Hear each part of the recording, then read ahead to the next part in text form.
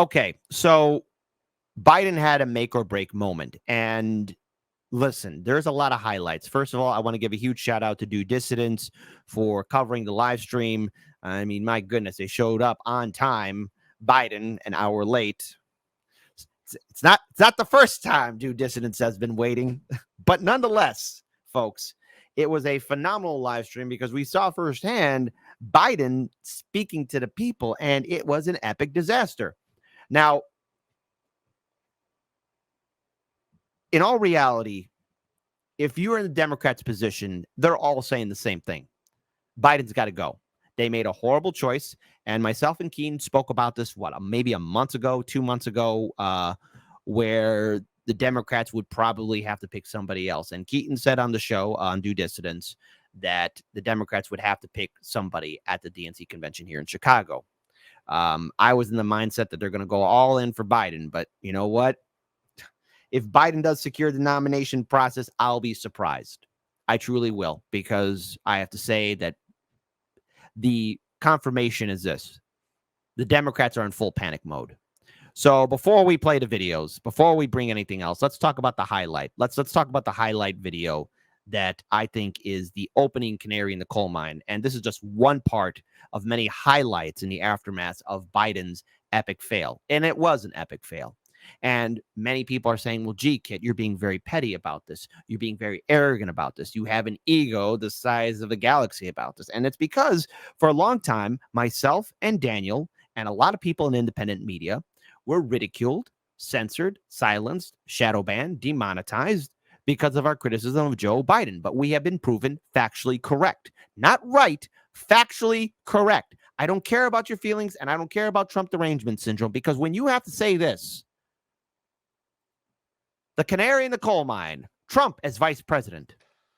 Look, I wouldn't have picked Vice President Trump to be vice president, but I think she was not qualified to be president. So let's start there. Now, the thing is, it's a tale of two videos. Because honestly, if I was Anthony Blinken, you could see right here in this man's face regret in his choices of that he's made in his life. Regret that he is here now, and regret that forever history will remember him as part of being part of the Biden-Harris administration. And no, Blinken, no blinkety blink. You get no sympathy from me. I laugh at your pain. I wouldn't have picked Vice President Trump to be vice president. Right there, right there, right there. It's like that episode of The Simpsons where in the aftermath when Ralph Wiggum says to Krusty the Clown that Lisa Simpson was his girlfriend, and she screams out no, and she like verbally berates him on television. Bart is like, hey, right here. If you slow motion it, this is where you see his heart fall apart. Right here is where you see his soul leave his body, his heart break, his brain melt. Right here, Anthony Blinken is like, oh Christ.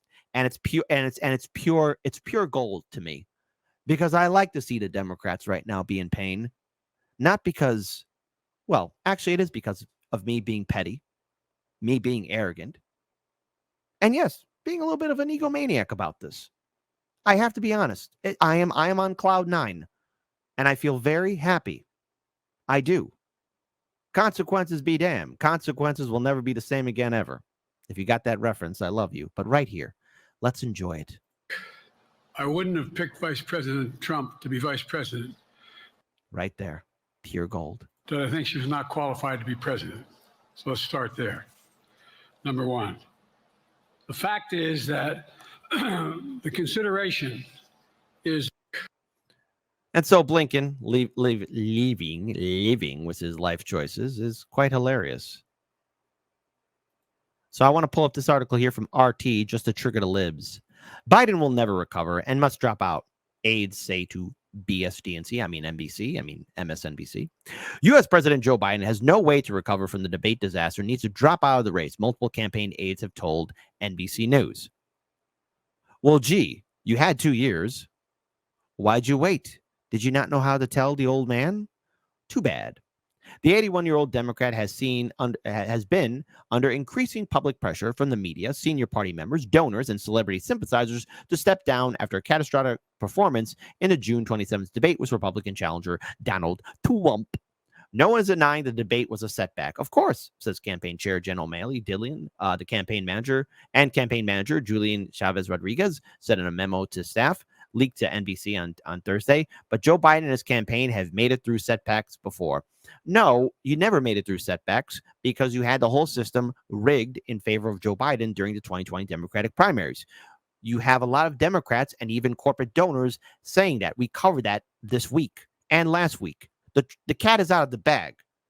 Hey, liberals, anything to say now to Bernie Sanders supporters? I mean, I know you guys are going to be yelling at us and screaming at us to vote for Biden or whoever the Democrat nominee will be, but you told us to F off. And you know what? Hey, when you give me the middle finger and tell me to go away, I'm going to listen. Others were more blunt, though. He needs to drop out, one Biden campaign official told NBC, speaking on condition of anonymity. He will never recover from this. No one involved in the effort thinks he has a pass, said a second campaign aide. Another campaign worker described Biden's chances of winning the November election as zero. I would call it a negative 0.0%. That's not an actual number. I made it up, but you know what? Because of how bad Biden is, it's a very legitimate, factually correct number. Negative 0.0%.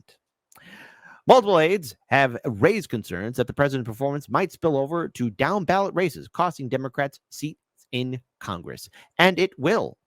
It will indeed. But I think it's also important for us to remember that this president, Joe Biden, has been very well aware of how disastrous his entire administration has been. Now, we're going to bring up something here, and I'm pretty sure everyone else is going to be talking about it too. But if we look back to 2022, remember that year during the initial stages of the war in Ukraine? Remember what I always bring up on how a lot of members of Congress and the U.S. Senate knew that the war was coming, that they knew, and why a lot of them made a huge financial killing in 2022? Check out Unusual Whales. Well, Joe Biden, out of the blue, spills the beans because Joe Biden claims that the U.S. had intelligence of Russia-Ukraine war months before the invasion. So they knew. And all the people who have died, they didn't have to die for no reason. All this could have been avoided. Say it with me, folks. What could possibly go wrong? But hey, you don't have to believe me.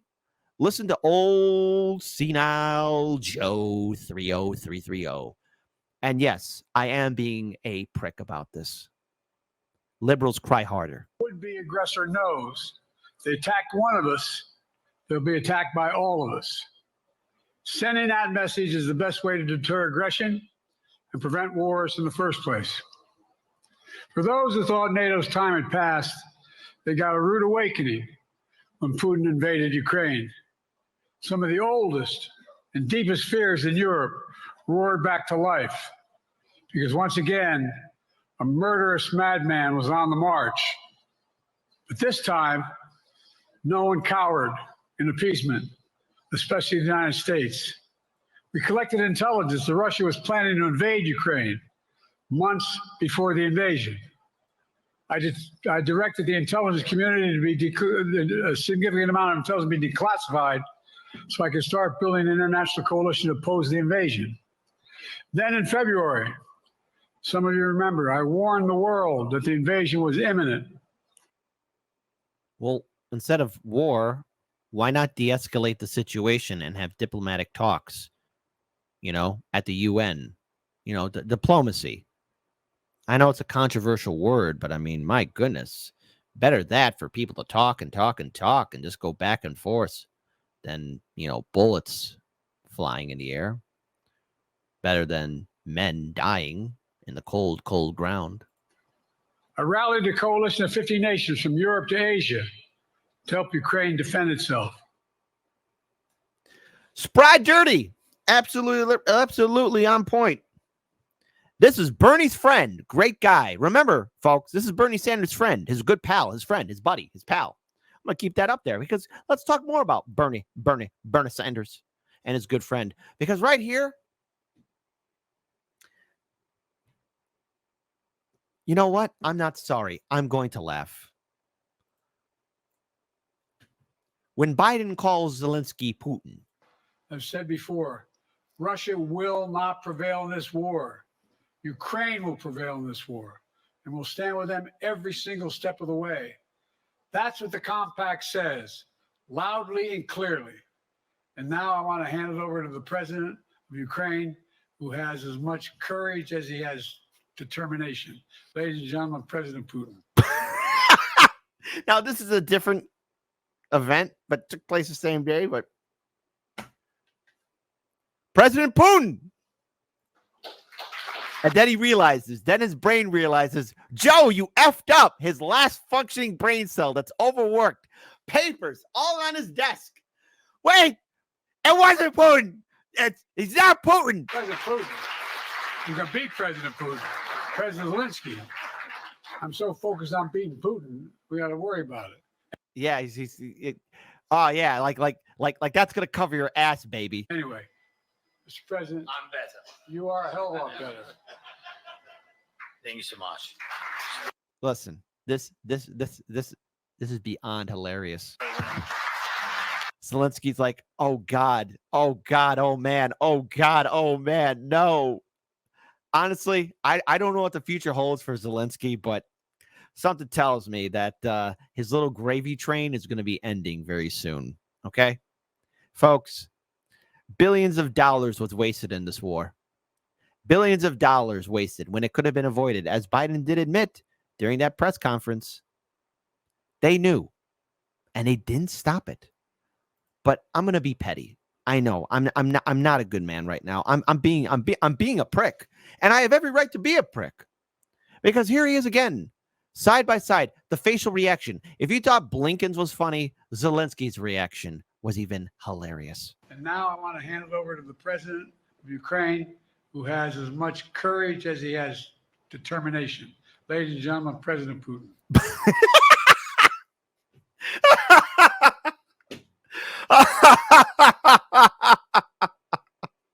You bet on the wrong horse, Zelensky.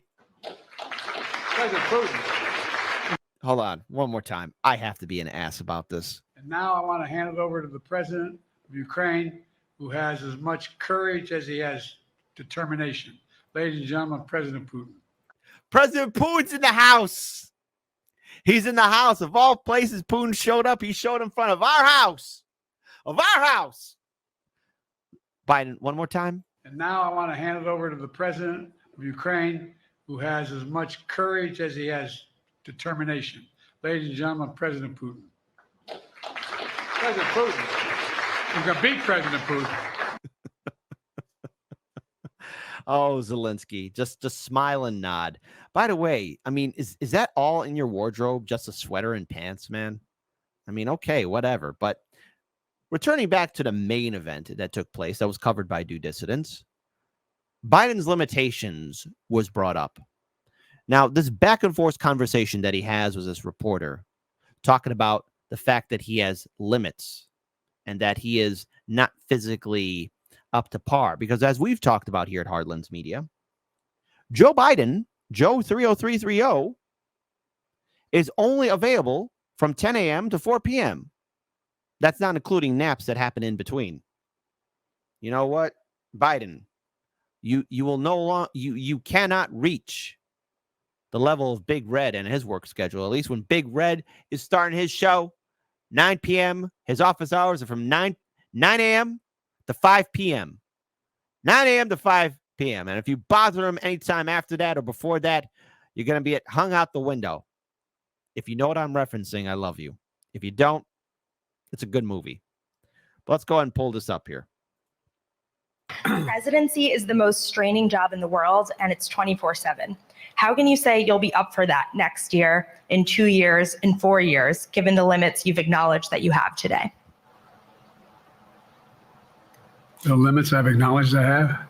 I feel sorry for the sign language operators, man. I mean, this guy, you 10 out of 10 after trying to, cover everything that Biden is saying, you deserve a pay raise. There's been reporting that you've acknowledged that you need to go to bed earlier and your evening around 8. That's not true. Look, what I said was, instead of my every day starting at 7 and going to bed at midnight, it'd be smarter for me to pace myself a little more. And I said, for example, the 8, 7, 6 stuff, instead of starting the fundraiser at 9 o'clock, start at 8 o'clock. People get to go home by 10 o'clock.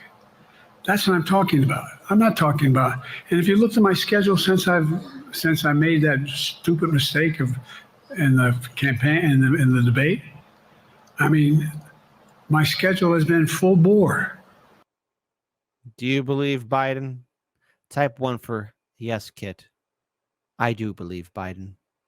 He just made a silly, stupid, goofy mistake. Vote blue no matter who. Type 2, no. No, Kit. I don't. Come on, dude. Come on, dude. We're witnessing a man in full decline. I wonder how many 2s we'll get in the chat. I've done, where's Trump been? Riding around his golf cart, filling out his scorecard before he hits the ball? I mean, look. The jackass brought up golf. Why are you... It's all right. By the way, a little bit controversial statement here. I prefer mini golf. He's done virtually nothing. And I don't know how many, don't hold me to it, roughly 20 major events. Some with thousands of people showing up. And so I just think it's better. I always have an inclination, whether I was playing sports or doing politics, just to keep going, not stop. I just got to pace myself a little more. Pace myself. And the next debate, I'm not going to be traveling into 15 time zones a week before. Anyway, that's what it was about.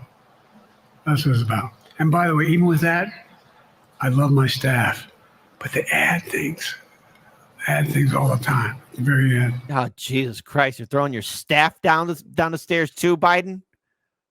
He bit the hand that fed him. And just to remind you guys, and to former Bernie Sanders supporters, remember, Bernie Sanders not only bent over backwards to appease the Biden-Harris campaign, but also Democrats and liberals and corporate media did everything they could to put this man in the White House. Listen, Democrats, liberals, I love you, but you are not serious people.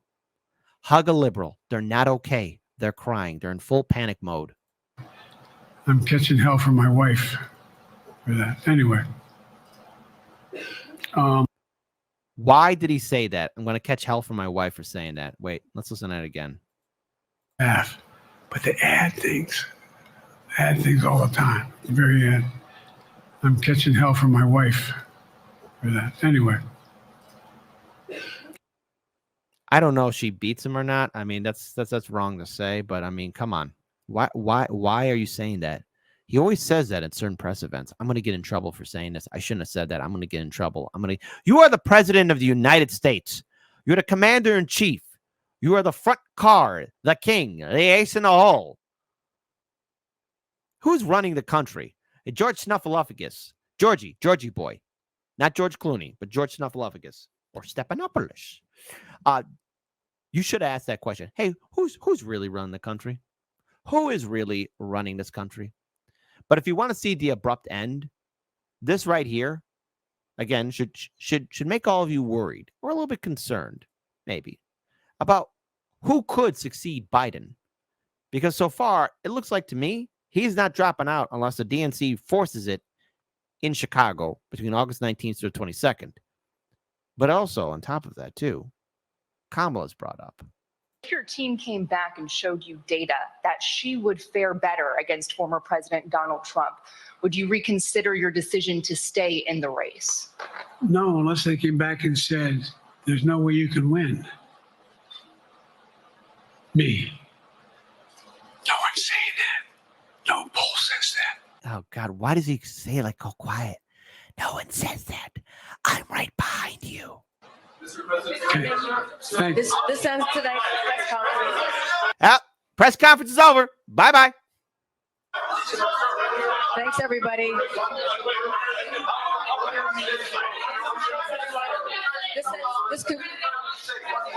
This concludes. And the staff is on full damage control because already they're reading the temperature. Folks, I'm going to give you guys this little idea. If you haven't seen the show Succession, please do so, because it fully describes how the top 1% not only control our media, but our entire political system. It is absolutely maddening and insane. While that is fictional work, it is based in reality, because the truth is we're not being represented. And the top 1%, DNC donors, party elite, put this clown, this wrinkled old raisin, this senile old goat in charge of a global superpower. And the press covered for him. And now not only do the Democrats have to come to terms, not only do the donors have to come to terms of what kind of embarrassment they have done for the country, but also the American people are calling them out. But now even corporate media has to cover its wazoo, because corporate media was part of that shield wall for Biden. The phalanx, the famous Greek phalanx, has broken, because the Legion of Truth has cracked it in half, as it should have. Earlier, you misspoke in your opening answer. You referred to Vice President Harris as Vice President Trump. Right now, Donald Trump is using that to mock your age and your memory. How do you combat that criticism from tonight? Listen to him. Listen to him. Oh, why? Let's listen to that one more time. This concludes. Respectfully, earlier you misspoke in your opening answer. You referred to Vice President Harris as Vice President Trump. Right now, Donald Trump is using that to mock your age and your memory. How do you combat that criticism from tonight? Listen to him. This concludes tonight's press conference. Listen to him. And there are going to be voters that are going to listen to him. And there's going to be some people who are non-voters who, listen, at this point, look, 50% of this country identifies itself as independent. In that 50%, there are people who just don't want to vote, period. There are some people that might vote for Donald Trump just because of what they saw here. Perception drives reality. And in comparison, Trump looks like an all-star performer. And no, it's not an endorsement of Trump, but I get a lot of shite from liberals. Liberals, listen. As soon as you learn how to wipe your wazoo, as soon as you learn how to brush your teeth, as soon as you know how to use soap and be clean and present yourself before me as you have a debate with me, then all right, fine, I'll listen to you. But until then, look, Trump has kept his political movement together. I knew Trump was going to go ahead and run in 2020, after the 2020 election. Sorry for that. I'm getting secondhand Joe Manchin from watching all these Joe Biden clips. But he kept it together. And there could be a potential huge boost for third parties and independents during this election, especially on election night. This was not a big boy event. And I want to give a shout out to Michael Phillip, who says, Kit, how about a Harris Fetterman ticket? I'm in. To be unburdened by the burden of what is happening now means we are unburdened for the future that is yet to be and not no be. Like what I did there? Anyways, how should we end this segment? Anyways. Look, folks, this is, well, anyway, in the next debate, I'm not going to be traveling into 15 time zones a week before. Anyway, I'm catching hell from my wife for that. Anyway, it wasn't about just, anyway, read what his objective is. And anyway, but then again, they're better than a lot of other people here too. But anyway. Anyways. So Biden's going to lose. Anyways. Hard Lens Media was proven correct. Anyways. Trump could very well get reelected. Anyways. Third parties and independents could potentially see a huge boost in support and voters. Anyways. You, my viewing audience, have been proven correct. Anyways. Now, I think it's important for us to remember that so many people right now are in panic mode, especially liberals. And I, for one, am feasting on it. I love to see the panic. And I know there are going to be people who are going to say, well, gee, kid, what is the lesson that we can learn from this? What can we do going forward? Liberals, and yes, even Republican voters too, break away from the two-party system. Here's how we build a better future. And it's going to be a long, arduous march. Electoral politics will not save us. The Democratic Party and Republican Party will not save you. Corporate media is not here to inform you. It is to keep you in the dark. We have to build movements and organizations not connected to Washington, D.C. We have to, again, start looking at making each state into a citizen ballot initiative state. Abolish all political parties. Get money out of politics. It will not be an easy fight, and victory will not come within a year. This is a long campaign to save our constitutional republic. No politician is going to save us. These politicians lie to us. Think about how many politicians went to bat for Joe Biden, gave up their credibility, their dignity, their honor. And yes, I'm talking about all, including the Democratic contenders, the candidates in the 2020 primary. I'm looking at you, Bernie and Tulsi and Andrew Yang and Elizabeth Warren and everyone else that was part of that state. All of you endorsed Biden. Corporate media was protecting Biden. So many liberals were bullying people saying, if you don't vote for Biden, Trump will win. And now it's all crashing down, to which I have to say, what's your excuse now? Are you going to knock on my door? Please, please, Kit. Rally your forces. Rally your troops behind us. Be a good man and save our democracy, to which I will say, beg me harder. Beg me harder. It doesn't look like you're begging. I need to see you beg. Bore on the floor. Beg. Squeal. Squeal, little piggies. Squeal. Oh, and by the way, who says I'm a good guy? No, we have every right to break away from this. If this doesn't inspire you to start looking at other options than electoral politics, I don't know what else to tell you. Because the two-party system just doesn't work, and now everyone's in panic mode. Who knows what lies in store for the weekend?